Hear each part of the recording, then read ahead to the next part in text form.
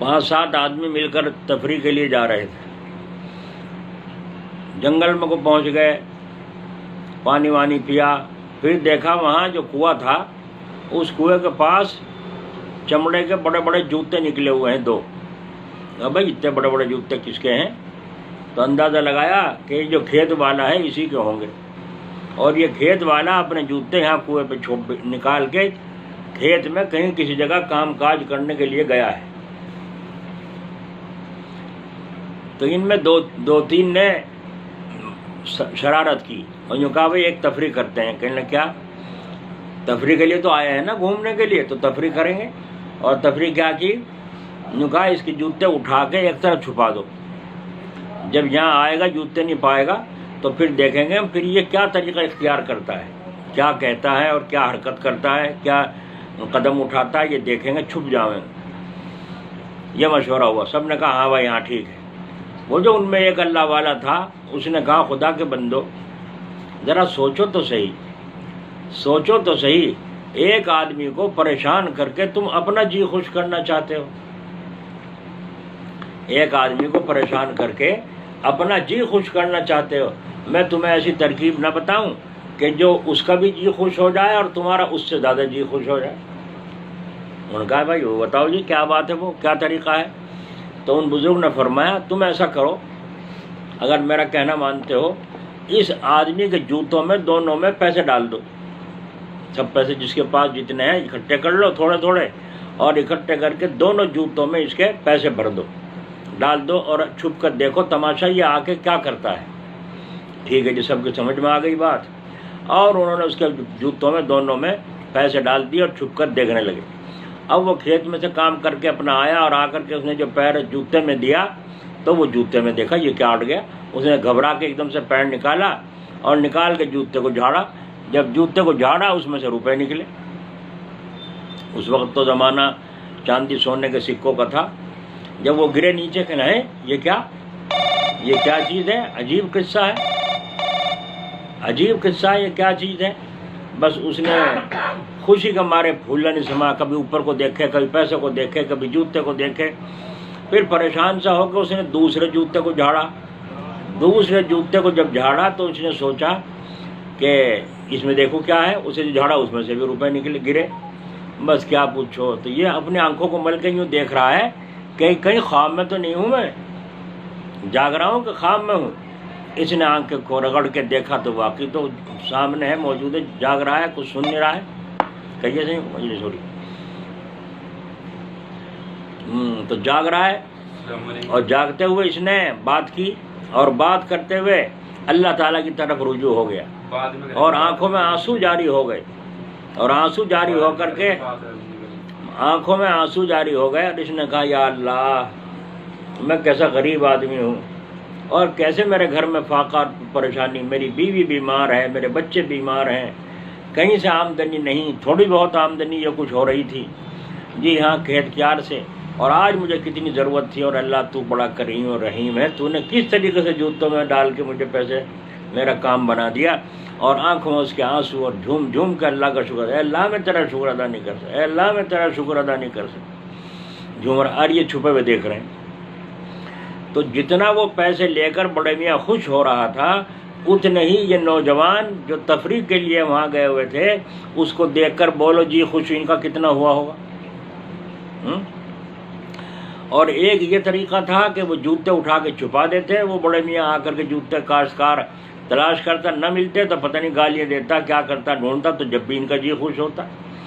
تو ایک جی خوش یہ ہوا کہ جس سے جی بھی خوش، روح بھی خوش، اور ایمان میں ترقی.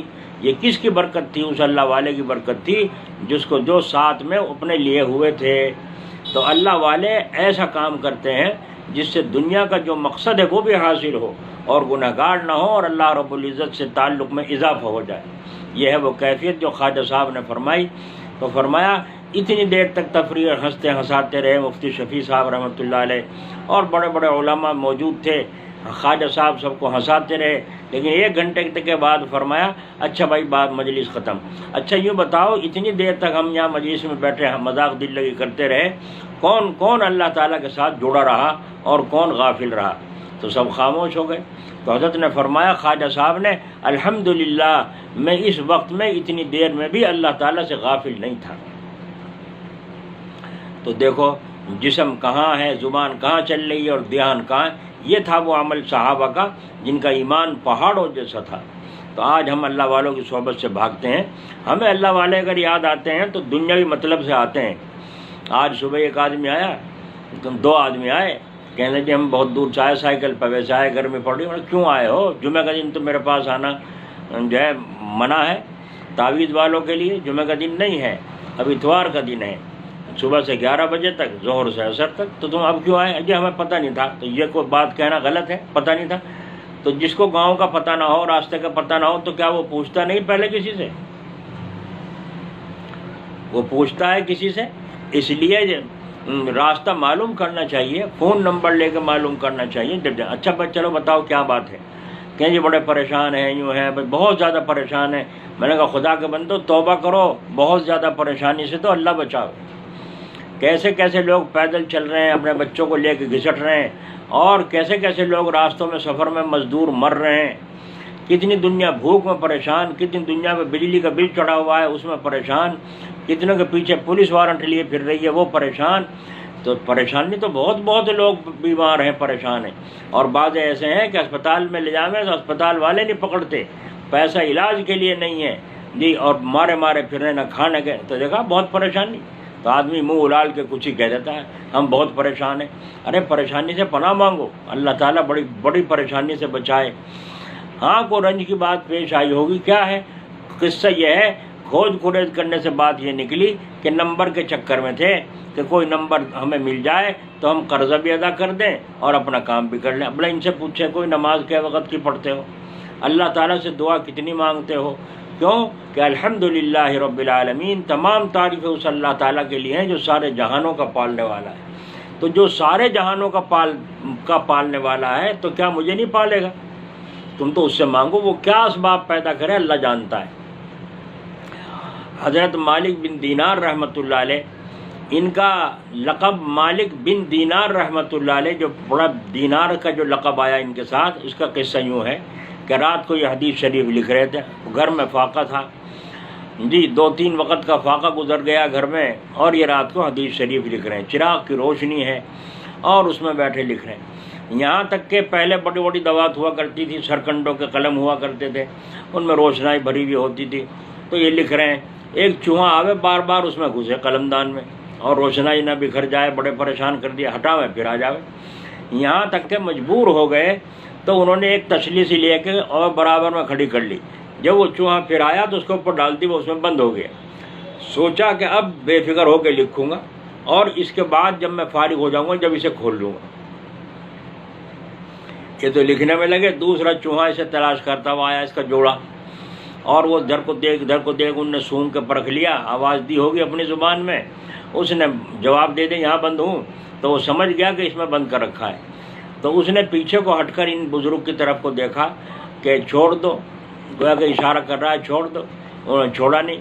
تو وہ اندر بل میں گیا اور جا کر منہ میں 2 اشرفی لایا اور لا کے تسلے کے پاس ڈال کے پیچھے کو ہٹ کے اپنے مجھے پھڑکانے لگا.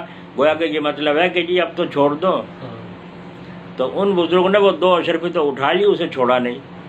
جب نہیں چھوڑا وہ چکر کاٹ کے مجبور ہو کے پھر گیا بل میں اور 2 اشرفی منہ میں پھر لایا، لا کے پھر ڈال دی وہاں، اور پھر پیچھے کو ہٹ کے دیکھنے لگا گویا کہ اب تو چھوڑ دو. انہوں نے پھر بھی نہ چھوڑا. تو پھر گیا بل میں، جا کر 1 اشرفی لایا اور منہ میں لا کے پھر وہ بھی وہاں چھوڑ دی تسلے کے پاس، اور پھر پیچھے کو ہٹ کے دیکھنے لگا کہ اب بھی چھوڑے نہیں چھوڑتے. جب انہوں نے وہ بھی اٹھا لی، نہیں چھوڑا، تو پھر اندر گیا اور خالی تھیلی منہ میں گھسیٹ کے لا کے ڈال دی کہ جی میرے پلے کچھ نہیں رہا.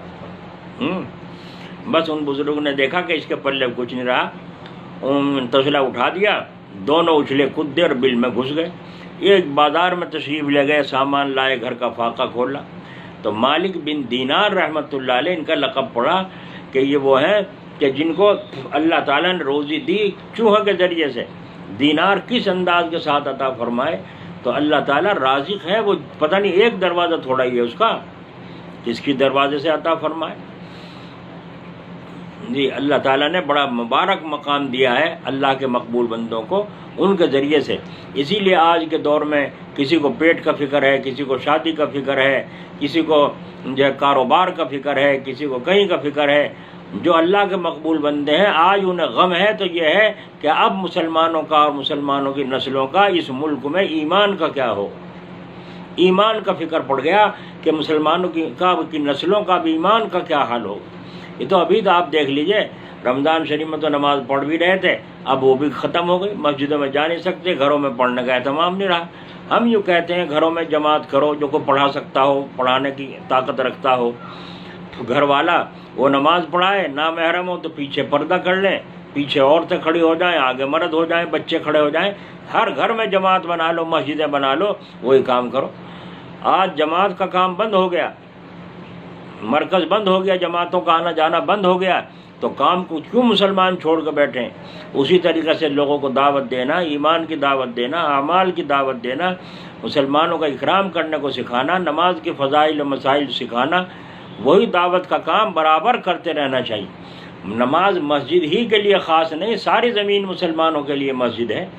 تو دعوت تبلیغ کا کام بھی پوری دنیا کے لیے ہر وقت کرنا ہے اور ہر زمانے میں کرنا ہے. ہو جاؤ مرکز بند اگر ہو گیا تو ہم مرکز کے محتاج تھوڑے ہیں، ہمیں تو اپنا کام کرنا ہے. تو جو میری بات یہ سن رہے ہو میرے بھائی، تو وہ اپنے کام کو دعوت تبلیغ کے جاری رکھیں.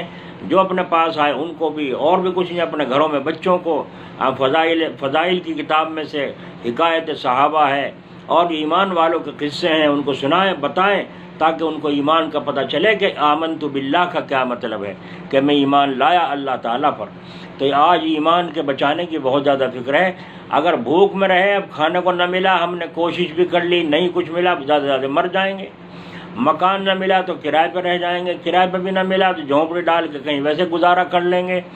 ہو سکتا ہے گزارا ہو سکتا ہے، لیکن اگر ایمان نہ ہوا تو دنیا بھی برباد ہے، اور مرنے کے بعد آنکھ مچتے آخرت بھی برباد ہے. تو پھر یہ مسلمانوں کے ایمان جو ایسے تھے پہاڑوں جیسے ایمان تھے، آج ان کے پاس کچھ بھی سودا نہ رہا، ایک دم سے ادھر کو بیٹھ گئے، قدم اٹھا لیا، جو چاہے کہلوا لو، جو چاہے کرا لو، پیسوں پہ بکتے پھر رہے ہیں، لالچ میں بکتے پھر رہے ہیں. یہ ایمان ہے. اور جو ایسے لوگ ہیں ان سے ان کا تعلق نہیں. اب مجلس ہو رہی ہے، اب دیکھ لو کتنے آدمی